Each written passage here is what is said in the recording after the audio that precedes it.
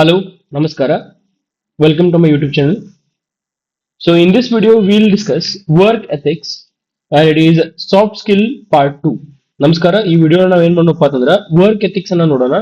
ಇದು 4ನೇ ಪಾಯಿಂಟ್ ಆಗಿರ್ತೈತಿ.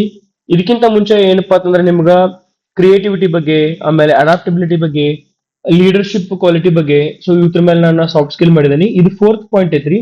ಸೊ ಇದು BA, BSc, BCom ಮತ್ತ BCA ದವರಿಗೆ ಏನಪ್ಪಾ ಅಂತಂದ್ರ ಸಾಫ್ಟ್ ಸ್ಕಿಲ್ಸ್ ಗಳ ಬಗ್ಗೆ ಐತಿ 4th ಸೆಮ್ ದವರಿಗೆ. 3rd ಸೆಮ್ ಒಳಗೂ ನೀವು ಸೇಮ್ ಕಲ್ತಿದ್ರಿ. ಸೊ ಇನ್ನ ಈ 4th ಪಾಯಿಂಟ್ ವರ್ಕ್ ಎಥಿಕ್ಸ್ ನೋಡೋಣ ಅಂತ. ಮೊದಲಿಗೆ introduction. So let us study what work ethics means. So first of all, work ethics refers to a set of moral principles, values, and professional standards that guide an individual's behavior in the workplace. So work ethics ಅಂದ್ರೆ ಏನು? ಕೆಲಸದ ನೀತಿ ನಿಯಮಗಳಾಗಿರ್ಬೋದು ಅಥವಾ ಕಾರ್ಯನೀತಿ ಆಗಿರ್ಬೋದು ಅಥವಾ ವಿಚಾರಪರ ವೃತ್ತಿಪರ ಏನಪ್ಪಾ ಅಂತಂದ್ರೆ ಆಚರಣೆ ವಿಚಾರಣೆಗಳಾಗಿರ್ಬೋದು, ಇವಕ್ಕೆ ನಾವು ವರ್ಕ್ ಎಥಿಕ್ಸ್ ಅಂತ ಹೇಳಿ ಕರಿತೀವಿ. ಸೊ ಇಲ್ಲಿ ಮಾರಲ್ ಪ್ರಿನ್ಸಿಪಲ್ಸ್, ವ್ಯಾಲ್ಯೂಸ್, ಆಮೇಲೆ professional standards that guide on individuals behaviour in the work place. So work place ಕೆಲಸ ಮಾಡುವಂತ ಕ್ಷೇತ್ರದೊಳಗ ನಾವ್ ಯಾವ ರೀತಿ ಇರ್ತೇವಿ, ನಮ್ ಬಿಹೇವಿಯರ್ ಹೆಂಗಿರ್ತೈತಿ, ನಾವು ಯಾವ ರೀತಿ ಪ್ರಿನ್ಸಿಪಲ್ಸ್ ನ ಫಾಲೋ ಮಾಡ್ತೀವಿ, ಮೌಲ್ಯಗಳನ್ನ ಹೆಂಗ್ ಫಾಲೋ ಮಾಡ್ತೀವಿ, ಅದನ್ನ ಈ ರೂಲ್ಸ್ ರಿಲೇಷನ್ಸ್ ಎಷ್ಟು ವ್ಯಾಲ್ಯೂ ಕೊಡ್ತೀವಿ, ಆಮೇಲೆ ಹೆಂಗ್ ಪ್ರೊಫೆಷನಲಿಸಮ್ ಆಗಿ ನಾವ್ ಇರ್ತೀವಿ, ವೃತ್ತಿಪರತೆಯನ್ನ ನಾವ್ ಹೆಂಗ್ ಕಾಪಾಡ್ಕೊಳ್ತೀವಿ ಅನ್ನೋದ್ರ ಬಗ್ಗೆ ಈ ಒಂದು ಪಾಯಿಂಟ್ ಐತ್ರಿ. ಸೊ ನೋಡ್ರಿ, ಎಲ್ಲಾ ಸಾಫ್ಟ್ ಸ್ಕಿಲ್ಸ್ ಆಗಿರ್ಬೋದು ನಮ್ಗೆ ಏನ್ ಹೇಳ್ಕೊಡ್ತಾವ, ವರ್ಕ್ ಪ್ಲೇಸ್ ಒಳಗ ಯಾವ ರೀತಿ ವರ್ಕ್ ಮಾಡ್ಬೇಕು ಅನ್ನೋದ್ರ ಬಗ್ಗೆ ನಮ್ಗೆ ಹೇಳ್ಕೊಡ್ತಾವ. ಹಂಗ ಇದು ವರ್ಕ್ ಎಥಿಕ್ಸ್ ರೀ. Okay, it determines how employees perform their duties, interact with colleagues, and contribute to organizational goals. So ಈ ವರ್ಕ್ ಎಥಿಕ್ಸ್ ನಮ್ಗೆ ಏನ್ ಹೇಳ್ಕೊಡ್ತಾವ ಅಂದ್ರ, ಎಂಪ್ಲಾಯಿಗಳಿಗೆ ಅಂದ್ರೆ ಸಿಬ್ಬಂದಿ ವರ್ಗದವರಿಗೆ ಅವರ ತಮ್ಮ ಡ್ಯೂಟೀಸ್ಗಳು ಅಂದ್ರೆ ಕಾರ್ಯಗಳನ್ನ, ಆಮೇಲೆ ಕಲೀಗ್ಗಳ ಜೊತೆಗೆ ತಮ್ಮ ಈ ಮತ್ತ ಸಿಬ್ಬಂದಿ ವರ್ಗದವ್ರ ಜೊತೆ ಹೆಂಗ್ ಮಾತಾಡ್ಬೇಕು, ಯಾವ ರೀತಿ ಇಂಟ್ರಾಕ್ಟ್ ಮಾಡ್ಕೋತಿರ್ಬೇಕು, ಆಮೇಲೆ contribute to the work organization goals. So ಒಂದಿಷ್ಟು ಸಂಸ್ಥೆಗಳ ಒಂದಿಷ್ಟು ಗೋಲ್ಸ್ ಇರ್ತಾವ, ಆ ಗೋಲ್ಸ್ ಗಳನ್ನ ನಾವು ಹೆಂಗ್ ಫಾಲೋ ಮಾಡ್ತೀವಿ ಅನ್ನೋದ್ರ ಬಗ್ಗೆ, ಯಾವ ರೀತಿ ಫಾಲೋ ಮಾಡ್ಬೇಕು ಅನ್ನೋದನ್ನ ನಮ್ಗೆ ಯಾವ ಹೇಳ್ಕೊಡ್ತಾವ, ವರ್ಕ್ ಎಥಿಕ್ಸ್ ಹೇಳ್ಕೊಡ್ತಾವ. Strong work ethics promote honesty, discipline, responsibility and professionalism.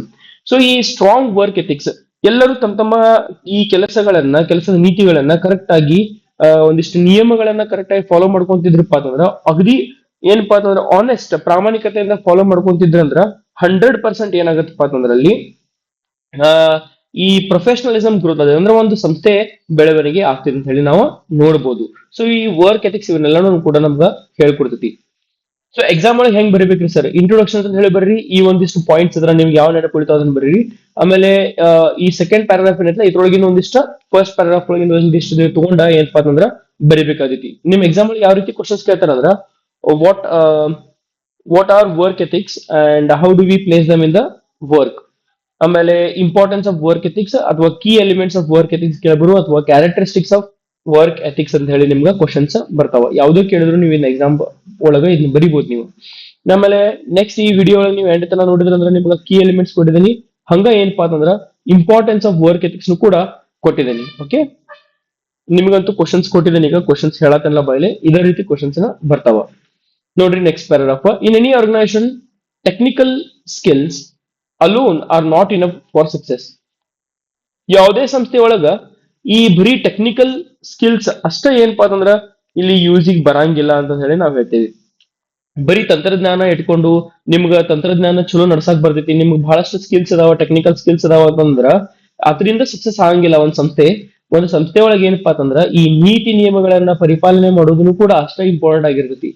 ನಾವು ಟೆಕ್ನಿಕಲಿ ಬಹಳ ಸ್ಟ್ರಾಂಗ್ ಇದೀವಿ ಅಥವಾ ನಮಗೆ ವರ್ಕ್ ಎಥಿಕ್ಸ್ ಇಲ್ಲ ಅಂತಂದ್ರ that's of no use. So work ethics are very important for the success of the organization or the company. Next ನೋಡ್ರಿ, employees must also demonstrate ethical behavior to build trust, maintain harmony and ensure long term growth. So employees must demonstrate what ethical behavior. So ತಮ್ಮ ನೈತಿಕ ಒಂದು ಏನಪ್ಪಾ ಅಂತಂದ್ರೆ behaviour ನ ಹೆಚ್ಚು ಮಾಡ್ಕೋಬೇಕಾದೈತಿ, ಅದನ್ನ ತೋರಿಸ್ಬೇಕಾದೈತಿ.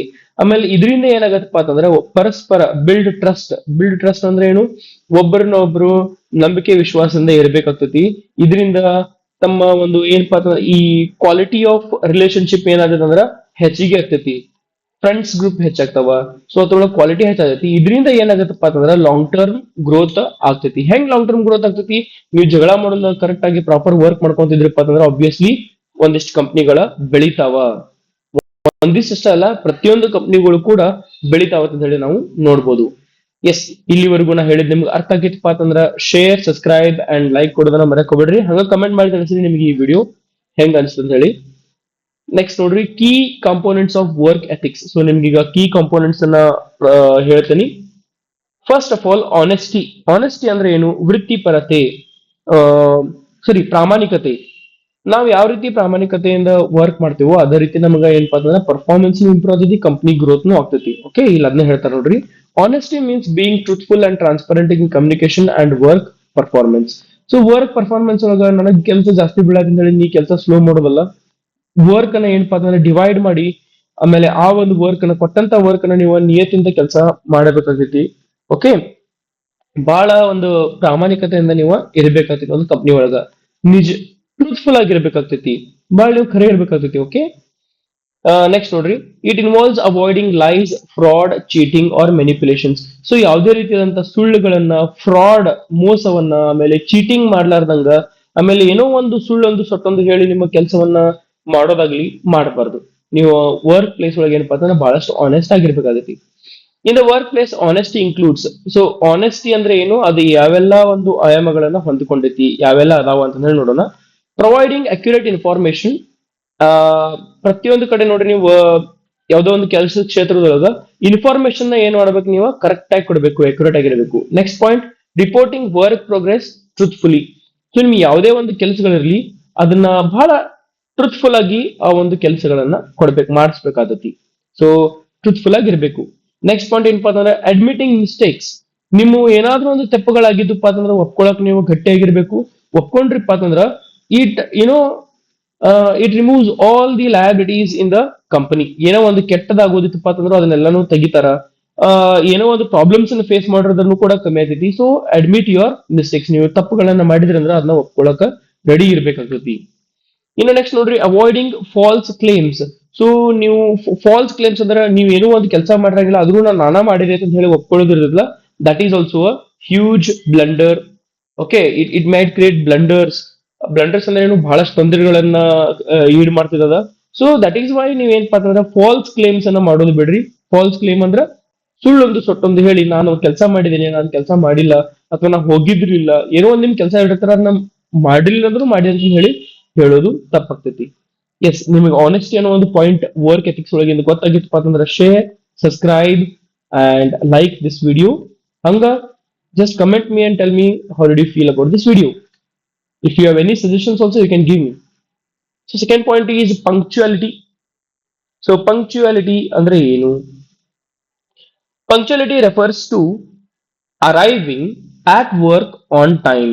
ನೋಡ್ರಿ, ಸೊ ಸಮಯ ಪ್ರಜ್ಞೆ ಇರಬೇಕಾಗ್ತತಿ. ಪಂಕ್ಚುಯಾಲಿಟಿ ಅಂದ್ರೆ ಏನು? ಸಮಯ ಪ್ರಜ್ಞೆ. So punctuality refers to arriving at work on time, attending meetings promptly and completing task within dead lines.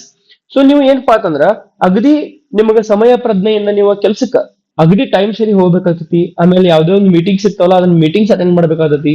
Attend ಮಾಡಿ ಆಮೇಲೆ ನಿಮ್ಗೆ ಏನೋ ಒಂದ್ ಕೆಲಸ ಕೊಟ್ಟಿರ್ತಾರಲ್ಲ, ನಿಮ್ಗೆ ಡೆಡ್ ಲೈನ್ ಕೊಟ್ಟಿರ್ತಾರೆ. ಇವತ್ತು ಏಪ್ರಿಲ್ 14 ಲಾಸ್ಟ್ ಡೇಟ್ ಪಾ ಅಂತಂದ್ರ ಆ ಡೇಟ್ ಒಳಗರ ನೀವ್ ಏನಪ್ಪಾ ಅಂತಂದ್ರೆ ವರ್ಕ್ ಮಾಡ್ಕೊಂಡಿರ್ಬೇಕಾಗತಿ.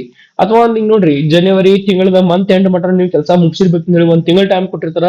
ಆ ಒಂದು ಟೈಮ್ ಪೀರಿಯಡ್ ಅನ್ನ ನೀವು ಸರಿಯಾಗಿ ಯೂಸ್ ಮಾಡ್ಕೊಂಡು ಅಗದಿ ಆನೆಸ್ಟ್ ಪ್ರಾಮಾಣಿಕತೆಯಿಂದ ಕೆಲಸವನ್ನ ಮಾಡಿದ್ರಿಪ್ಪ ಅಂತಂದ್ರ ಆ ಒಂದು ಡೆಡ್ ಲೈನ್ ಅನ್ನ ನೀವು ಮೀಟ್ ಮಾಡ್ತಾರಿ. ಅಕಸ್ಮಾತ್ ಡೆಡ್ ಲೈನ್ ಮೀಟ್ ಆಗ್ಲಿಲ್ಲಪ್ಪ ಅಂತಂದ್ರ ಪ್ರತಿಯೊಬ್ಬರಿಗೂ ತೊಂದರೆಗಳಾಗ್ತಾವ. ಹಂಗ ನಿಮ್ಗೂ ಕೂಡ ಬಹಳಷ್ಟು ತೊಂದರೆಗಳನ್ನ ನೀವು ಫೇಸ್ ಮಾಡ್ತೀರಿ. ಸೊ ಪಂಕ್ಚುಯಾಲಿಟಿ ಅಂದ್ರೆ ಏನು? ಸಮಯ ಪ್ರಜ್ಞೆ ಇಟ್ಕೊಂಡು ಕೆಲಸಗಳನ್ನ, ಕಾರ್ಯಗಳನ್ನ ಮುಗಿಸ್ಬೇಕಾಗ್ತದೆ. ಟೈಮ್ ಸರಿ ಏನಪ್ಪಾ ಅಂತಂದ್ರ ನೀವು ಈಗ ನೋಡ್ರಿ, ಕ್ಲಾಸಿಗೆ ಅಗದಿ ಟೈಮ್ ಸರಿ ಬರ್ಬೇಕು. ಸರ್ಗಳು ಬಂದ್ ನಿಂತಿರ್ತಾರ, ಅವ್ರಿಗಿಂತ ಮುಂಚೆ ಬಂದ್ ಆರಾಮ್ ಕುಂತಿರ್ಬೇಕಾಗತಿ. ಸೊ ಒಂದ್ ಏನಪ್ಪಾ ಸಮಯ ಪ್ರಜ್ಞೆಯನ್ನು ನೀವು ಇಟ್ಕೊಂಡಿರ್ಬೇಕು. ನೆಕ್ಸ್ಟ್ ನೋಡ್ರಿ, it reflects respect for time both personal and organizational. So ಇಲ್ಲಿ ಏನ್ ಹೇಳ್ತಾರಪ್ಪ ಅಂತಂದ್ರ ಇದೊಂದು ರೆಸ್ಪೆಕ್ಟ್ ತೋರ್ಸತಿ. ಓಕೆ, ಒಂದ್ ರೀತಿಯಿಂದ ನೀವು ಬಹಳಷ್ಟು ರೆಸ್ಪೆಕ್ಟ್ ಕೊಟ್ಟಂಗ ಆಗ್ತತಿ. ಎದಕ್ಕೆ ರೆಸ್ಪೆಕ್ಟ್ ಕೊಟ್ಟಂಗ ಆಗ್ತತಿ?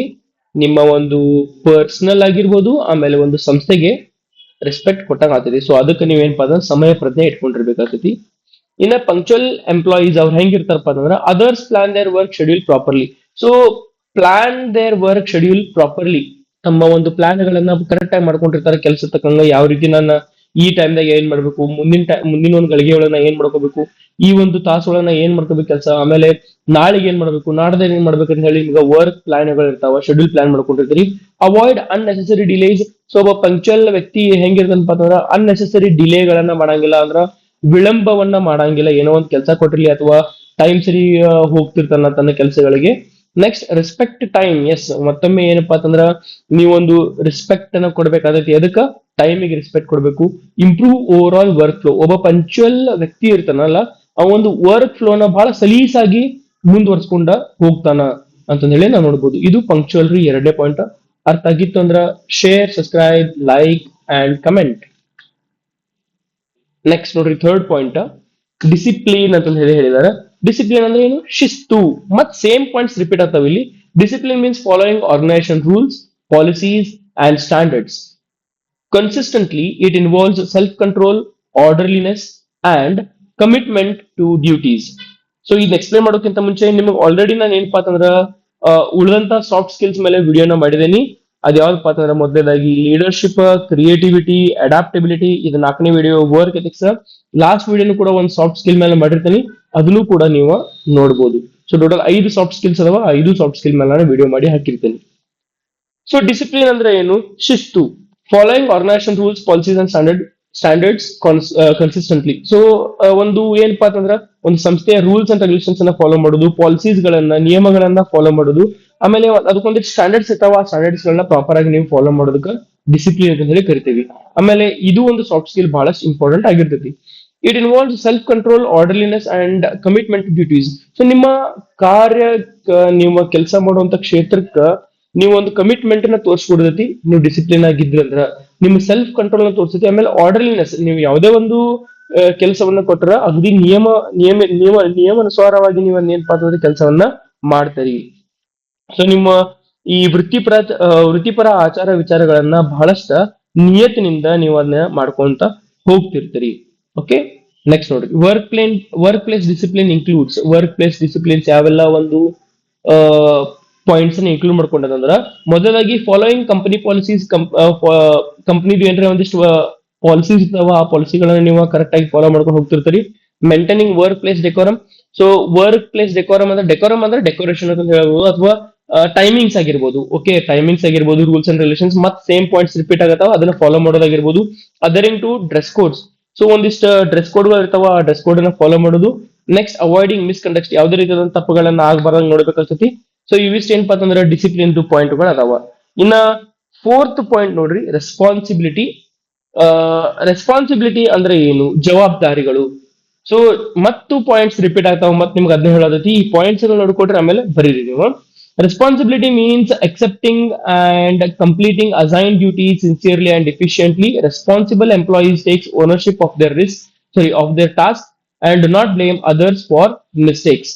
ಸೊ ರೆಸ್ಪಾನ್ಸಿಬಿಲಿಟಿ ಅಂತಂದ್ರ ನಿಮಗೆ ಏನೋ ಒಂದಿಷ್ಟು ಕೆಲಸಗಳನ್ನ ಕೊಟ್ಟಿರ್ತಾರ, ಅದನ್ನ ನೀವು ಬಹಳ ಸಿನ್ಸಿಯರ್ ಆಗಿ ಆಮೇಲೆ ಬಹಳ ಒಂದು ಎಫಿಷಿಯಂಟ್ ಆಗಿ ಆ ಕೆಲಸಗಳನ್ನ ಕಂಪ್ಲೀಟ್ ಮಾಡ್ಬೇಕಾಗ್ತೈತಿ.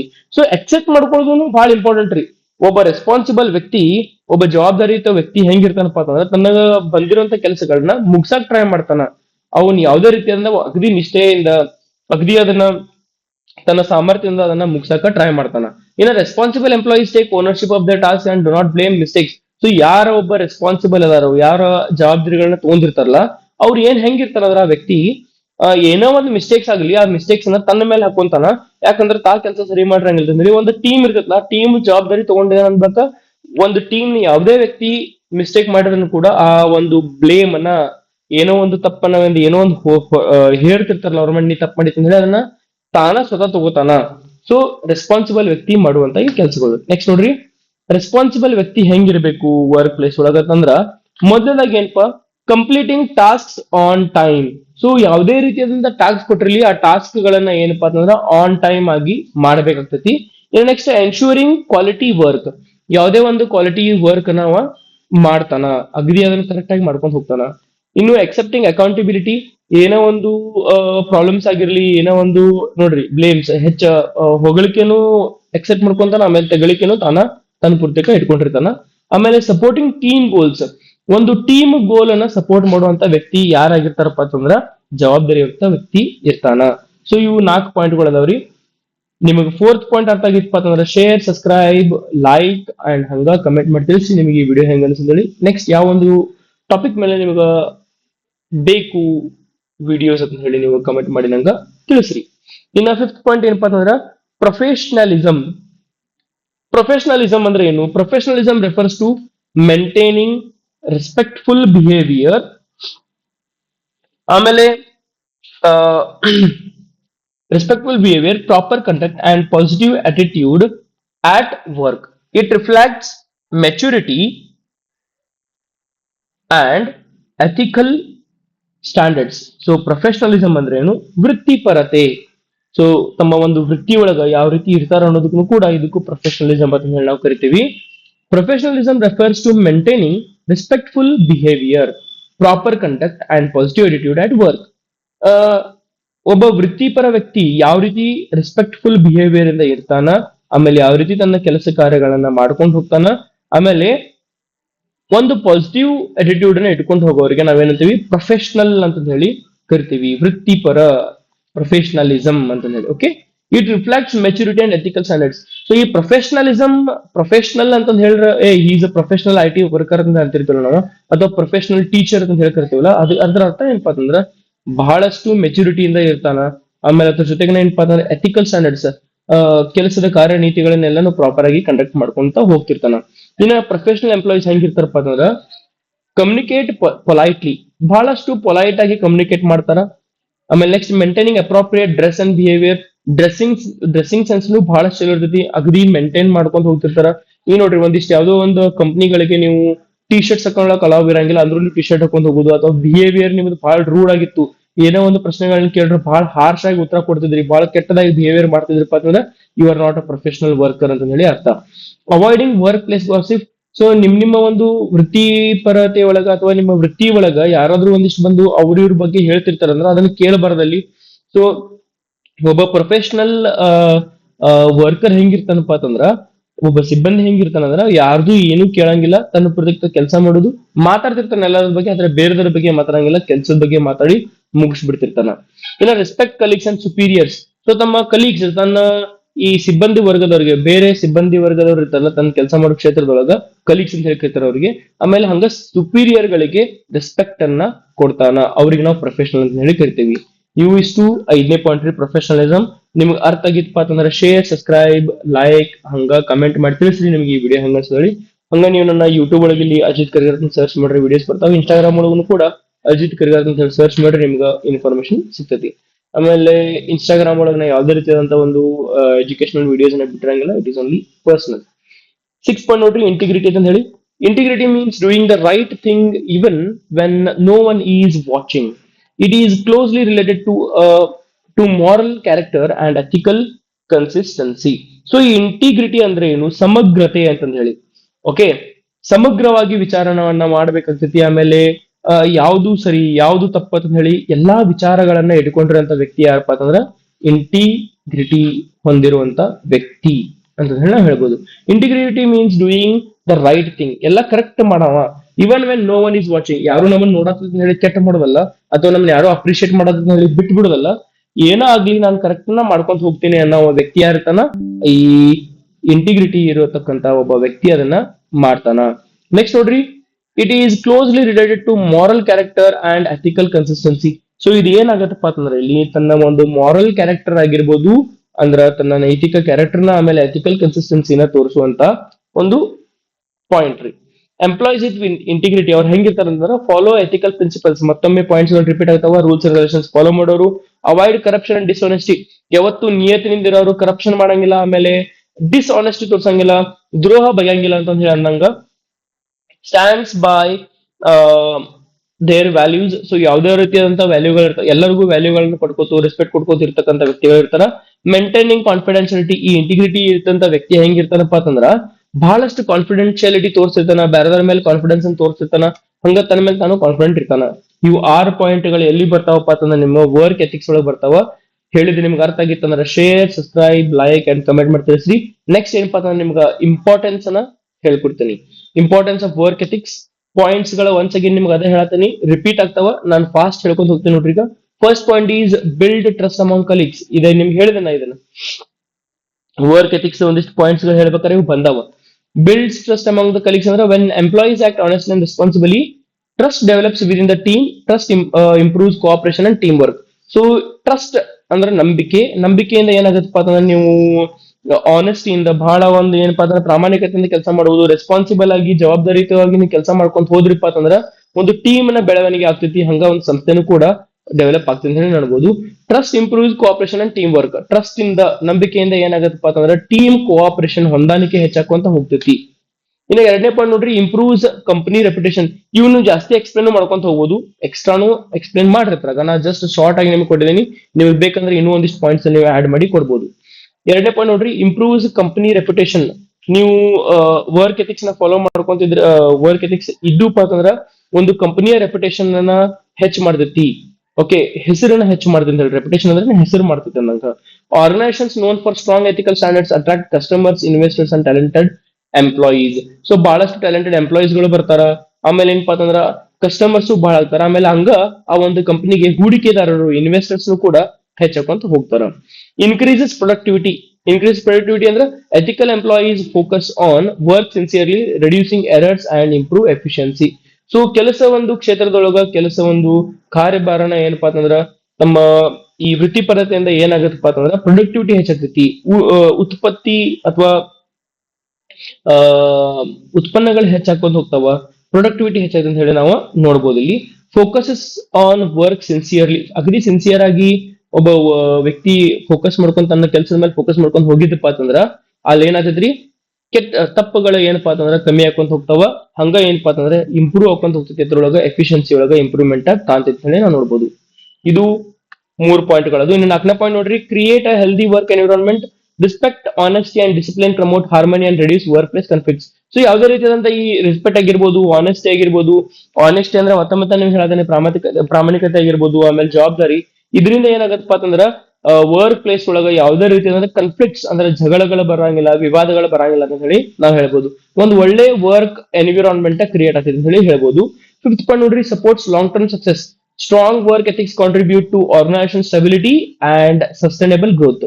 ಒಂದು ವರ್ಕ್ ಪ್ಲೇಸ್ ಒಳಗ ಅಗದಿ ಏನಪ್ಪಾ ಅಂತಂದ್ರ ಒಂದು ಸಕ್ಸಸ್ ಆಗ್ಬೇಕಪ್ಪ ಅಂತಂದ್ರ ಈ ಒಂದು ಸಸ್ಟೈನಬಲ್ ಗ್ರೋತ್ ಆಗ್ಬೇಕಪ್ಪ ಅಂತಂದ್ರ ನಮ್ಗೆ ಏನ್ ಬೇಕ್ರಿ, ವರ್ಕ್ ಎಥಿಕ್ಸ್ ಬೇಕಾಗ್ತಾವ. ಒಂದು ಕೆಲಸ ಕ್ಷೇತ್ರದೊಳಗ ಒಂದು ಸಂಸ್ಥೆ ಒಳಗ ಅಗದಿ ಪ್ರತಿಯೊಂದನು ಕರೆಕ್ಟ್ ಆಗಿ ವರ್ಕ್ ಹಾಕೋತ ಹೋಗ್ತಿದ್ರೆ ಅದಕ್ಕೆ ಕಾರಣ ಏನ್ರಿ, ವರ್ಕ್ ಎಥಿಕ್ಸ್ ಅನ್ನ ಕಾರಣ ಆಗ್ತೈತಿ. ಆಮೇಲೆ ಇದರಿಂದ ಏನಾಗತ್ತಪ್ಪ ಅಂತಂದ್ರ ಲಾಂಗ್ ಟರ್ಮ್ ಸಕ್ಸಸ್ ಕೂಡ ಕಾಣಬಹುದು. ಒಂದು ಸಂಸ್ಥೆ ಏನಪ್ಪಾ ಅಂತಂದ್ರೆ ಲಾಂಗ್ ಟರ್ಮ್ ಸಕ್ಸಸ್ ಅನ್ನ ಕಾಣುತ್ತೆ ಹೇಳಿ ನಾವು ನೋಡ್ಬೋದು. ಇನ್ನ ಕನ್ಕ್ಲೂಷನ್ ನೋಡ್ರಿ, end work ethics is a fundamental element of workplace success. It ensures honesty, punctuality, discipline, responsibility, professionalism and integrity. So ನಿಮ್ಗ ಈಗಾಗಲೇ ಹೇಳಿರುವಂಗ ವರ್ಕ್ ಪ್ಲೇಸ್ ಒಳಗೆ ಬರ್ತಕ್ಕಂತ ಕೀ ಎಲಿಮೆಂಟ್ಸ್ ಎಲ್ಲಾನು ಹೇಳಿದ್ ನಿಮ್ಗ. ಆನೆಸ್ಟಿ ಅಂದ್ರ ಪ್ರಾಮಾಣಿಕತೆ ಅಂತ ಹೇಳಿದ್ನಿ, ಪಂಕ್ಚುಯಾಲಿಟಿ ಅಂತಂದ್ರ ಈ ಸಮಯ ಪ್ರಜ್ಞತೆ ಅಂತ ಹೇಳಿನಿ, ಆಮೇಲೆ ಈ ಡಿಸಿಪ್ಲಿನ್ ಅಂದ್ರ ನಿಮ್ಗ ಈ ವೃತ್ತಿಪರತೆ ಅಂತ ಹೇಳಿದ್ನಿ, ಅಥವಾ ಶಿಸ್ತ ಅಂತ ಹೇಳಿದೀನಿ ನಿಮಗ. ಆಮೇಲೆ ಇವೆಲ್ಲನೂ ಏನಪ್ಪಾ ಅಂತಂದ್ರ ಪಾಯಿಂಟ್ ಗಳಲ್ಲಿ ಬರ್ತಾವ ಅಂತ ಹೇಳ್ತೇನೆ ನಾನು. ಸೊ ಪ್ರೊಫೆಷನಲಿಸಮ್ ವೃತ್ತಿಪರತೆ ಆಯ್ತು, ಇಂಟಿಗ್ರಿಟಿ ಅಂತಂದ್ರ ಸಮಗ್ರತೆ ಅಂತ ಹೇಳಿ ನಾವು ಹೇಳಿದೀವಿ. ಸೊ ಎಲ್ಲಾನು ಪಾಯಿಂಟ್ಸ್ ಗಳು ರಿಪೀಟ್ ಆಗಿದಾವ. ಸೊ ಇದನ್ನ ನೀವು ಇದೇ ರೀತಿ ನೀವು ಬರಿಬಹುದು. Employees who practise strong work ethics not only enhance their professional growth but also contribute significantly to organisational development. So ಯಾವ ಒಂದು ಎಂಪ್ಲಾಯಿಗಳು ಅಂದ್ರೆ ಏನು, ಸಿಬ್ಬಂದಿ ವರ್ಗದವರು ಈ ಒಂದು ಸ್ಟ್ರಾಂಗ್ ವರ್ಕ್ ಎಥಿಕ್ಸ್ ನ ಫಾಲೋ ಮಾಡ್ತಾರೋ ಅಲ್ಲಿ ಏನಾಗತ್ತಪ್ಪ ಅಂತಂದ್ರೆ ಪ್ರೊಫೆಷನಲ್ ಗ್ರೋತ್, ತಮ್ಮ ಒಂದು ಪರ್ಸನಲ್ ಗ್ರೋತ್ ಆಗ್ತೈತಿ, ತಮ್ಮ ಒಂದು ಏಳಿಗೆನೂ ಆಗ್ತೈತಿ. ಇದ್ರ ಜೊತೆಗೆ ಏನಪ್ಪಾ ಅಂತಂದ್ರ ಸಮಗ್ರವಾಗಿ ಒಂದು ಸಂಸ್ಥೆನೂ ಕೂಡ ಬಹಳಷ್ಟ ಬೆಳಿತೈತಿ ಅಂತ ಹೇಳಿ ನಾವು ನೋಡ್ಬೋದು. ನೋಡ್ರಿ, ಅದಾದ್ರೂ ಲಾಸ್ಟ್ ಏನಾದಪ್ಪ ಅಂತಂದ್ರೆ therefore work ethics is essential for maintaining professionalism, building trust and achieving long term organisation success. So ಈ ಒಂದು ಪ್ರೊಫೆಷನಲ್ ವರ್ಕ್ ಎಥಿಕ್ಸ್ ನ ಇಟ್ಕೊಂಡಿದ್ರಪ್ಪ ಅಂತಂದ್ರ ಒಂದ್ ಏನಾಯ್ತಂದ್ರ ಪ್ರೊಫೆಷನಲಿಸಮ್ ವೃತ್ತಿಪರತೆ ಹೆಚ್ಚಾಗ್ತೈತಿ. ಆಮೇಲೆ ಬಿಲ್ಡ್ ಟ್ರಸ್ಟ್ ಪರಸ್ಪರ ನಂಬಿಕೆಯನ್ನ ಹೆಚ್ಚು ಮಾಡ್ತೈತಿ, ಇನ್ನೂ ಗಟ್ಟಿಯಾಗಿ ಮಾಡ್ತೈತಿ ನಂಬಿಕೆ ವಿಶ್ವಾಸವನ್ನ. ಆಮೇಲೆ ಇದರಿಂದ ಏನಪ್ಪಾ ಅಂತಂದ್ರೆ ಸಂಸ್ಥೆ ಬಹಳಷ್ಟು ಒಂದು ದೀರ್ಘಕಾಲದೊಳಗ ಬೆಳವಣಿಗೆಯನ್ನ ನೋಡ್ತೈತಿ ಅಥವಾ ಏಳಿಗೆಯನ್ನ ಕಾಣ್ತೈತಿ ಅಂತ ಹೇಳಿ ನಾವು ನೋಡ್ಬೋದು. ಸೊ ಇದಿಷ್ಟು ಏನಪ್ಪಾ ಅಂತಂದ್ರೆ ನಿಮಗ ವರ್ಕ್ ಎಥಿಕ್ಸ್ ಪಾಯಿಂಟ್ಸ್ ಗಳಾಗಿರ್ತಾವ. ಇಂಪಾರ್ಟೆನ್ಸ್ ಹೇಳ್ಕೊಟ್ಟಿ, ಆಮೇಲೆ ಕೀ ಎಲಿಮೆಂಟ್ಸ್, ಇಂಟ್ರೊಡಕ್ಷನ್, ಕನ್ಕ್ಲೂಷನ್ ಬಂದವ. ನೆಕ್ಸ್ಟ್ ವಿಡಿಯೋನು ಕೂಡ ನಿಮ್ಗೆ ಒಂದು ಸಾಫ್ಟ್ ಸ್ಕಿಲ್ ಮೇಲೆ ಮಾಡಿ ಹಾಕಿರ್ತೇನಂತ. ಸೊ ಅದು ನೆಕ್ಸ್ಟ್ ಪಾಯಿಂಟ್ ಏನಪ್ಪಾ ಅಂದ್ರೆ ಇಮೋಷನಲ್ ಇಂಟೆಲಿಜೆನ್ಸ್ ಅಂತ ಹೇಳಿ. ಇಮೋಷನಲ್ ಇಂಟೆಲಿಜೆನ್ಸ್ ಫಿಫ್ತ್ ಪಾಯಿಂಟ್ ಅದು. ಇಮೋಷನಲ್ ಇಂಟೆಲಿಜೆನ್ಸ್ ಕೂಡ ನಿಮ್ಗೆ ವಿಡಿಯೋ ಮಾಡಿ ಹಾಕಿರ್ತೀನಿ. ಸೊ ಇಲ್ಲಿವರೆಗೂ ಹೇಳಿದಕ್ಕ ಆಮೇಲೆ ಇನ್ನು ಉಳಿದಂತ 3 ವಿಡಿಯೋಗಳನ್ನು ಕೂಡ ನೀವು ನೋಡಬಹುದು. ಅವು ಯಾವಪ್ಪ ಅಂತಂದ್ರೆ ಕ್ರಿಯೇಟಿವಿಟಿ, ಲೀಡರ್ಶಿಪ್ ಕ್ವಾಲಿಟಿ, ಅಡಾಪ್ಟಿಬಿಲಿಟಿ ಅಂತ ಹೇಳಿ. ಆಮೇಲೆ ಇದು 4th video work ethics. 5th video ಏನಪ್ಪಾ ಅಂತಂದ್ರೆ ಎಮೋಷನಲ್ ಇಂಟೆಲಿಜೆನ್ಸ್ ಬಗ್ಗೆ ನಾನು ನಿಮಗೆ ಮಾಡಿ ಹಾಕಿರ್ತೀನಿ. ಸೊ ಹೇಳಿದ ಅರ್ಥ ಆಗಿತ್ತು, ಇಂಟ್ರೆಸ್ಟಿಂಗ್ ಅನ್ಸಿತ್ತು, ಅಜಿತ್ ಕರ್ಗಾರ್ ಸರ್ ಕ್ಲಾಸ್ ನಿಮ್ಗೆ ಚಲೋ ಅನ್ಸಿದ್ದಪ್ಪ ಅಂತಂದ್ರ ಶೇರ್, ಸಬ್ಸ್ಕ್ರೈಬ್, ಹಂಗ ಲೈಕ್ ಕೊಡೋದ್ರ ಮರಕ್ ಹೋಗ್ಬೇಡ್ರಿ. ಕಮೆಂಟ್ ಮಾಡಿ ತಿಳಿಸ್ರಿ ಈ ವಿಡಿಯೋ ಹೆಂಗ್ ಅನ್ಸಿತು, ಆಮೇಲೆ ನೆಕ್ಸ್ಟ್ ಯಾವ ಒಂದು ವಿಡಿಯೋಗಳ ಮೇಲೆ ನಿಮ್ಗ ಯಾವ ಒಂದು ಟಾಪಿಕ್ ಗಳ ಮೇಲೆ ನಿಮ್ಗೆ ವಿಡಿಯೋ ಬೇಕಂತ ಹೇಳಿ ಹೇಳ್ರಿ.